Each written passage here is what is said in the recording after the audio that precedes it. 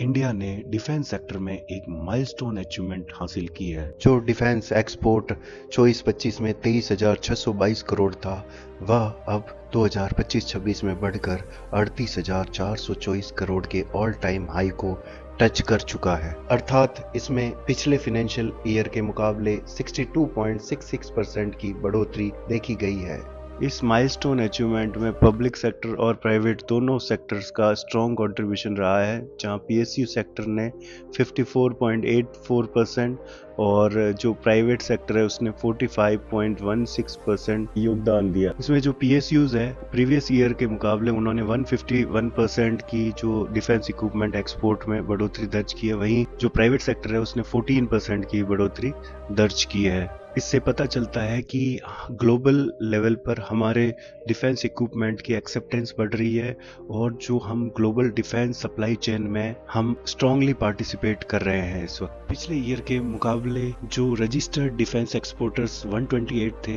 वो अब बढ़कर 145 हो चुके हैं। दूसरा, हमें डिफेंस डिप्लोमेसी को बढ़ाना होगा, छोटे छोटे देशों के साथ टाई अप्स करने पड़ेंगे और इंडियन इक्विपमेंट्स की ब्रांडिंग करनी पड़ेगी, जॉइंट ड्रिल्स करनी पड़ेगी, डेमो एक्सरसाइज करनी पड़ेगी, तभी हमारी जो मेक इन इंडिया पहल है उसको और बूस्टअप मिलेगा। और इंडिया अब 80 से ज्यादा कंट्रीज को डिफेंस इक्विपमेंट सप्लाई कर रहा है और जिसमें कंप्लीट सिस्टम और सब सिस्टम दोनों इंक्लूड है। फिर भी डिफेंस एक्सपोर्ट को बढ़ाए जाने के लिए और भी कई कदम उठाए जाने की आवश्यकता है, जिन्हें हम समझेंगे। सबसे पहली जरूरी चीज है कि R&D और इनोवेशन को बढ़ाना होगा, क्योंकि फ्यूचर वॉर्स है वो AI, साइबर, ड्रोन आदि से लड़े जाएंगे। जैसे हाइपरसोनिक वेपन, ऑटोनॉमस ड्रोन्स में भी इन्वेस्टमेंट जरूरी सा हो गया है, इसलिए DRDO का रोल और भी क्रिटिकल हो सकता है, जो हम ईरान वॉर में ऑलरेडी देख चुके हैं। कई कंपनियां जैसे Tata advance system, Larsen and Toubro जैसी कंपनियों को और एनकरेज करना पड़ेगा,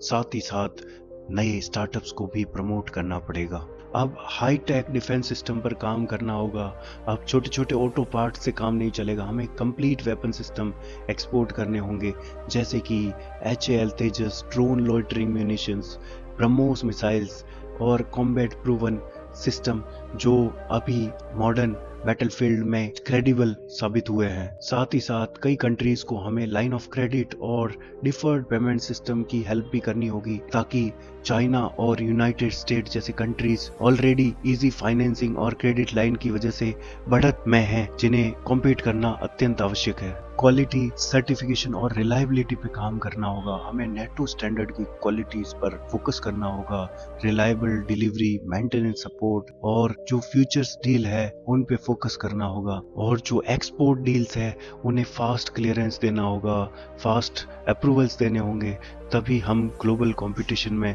एडवांटेज ले पाएंगे। इस तरह अगर हमें मेक इन इंडिया को सफल बनाना है तो हमें सिर्फ मैन्युफैक्चरर नहीं बल्कि कंप्लीट डिफेंस सॉल्यूशन प्रोवाइडर बनना होगा।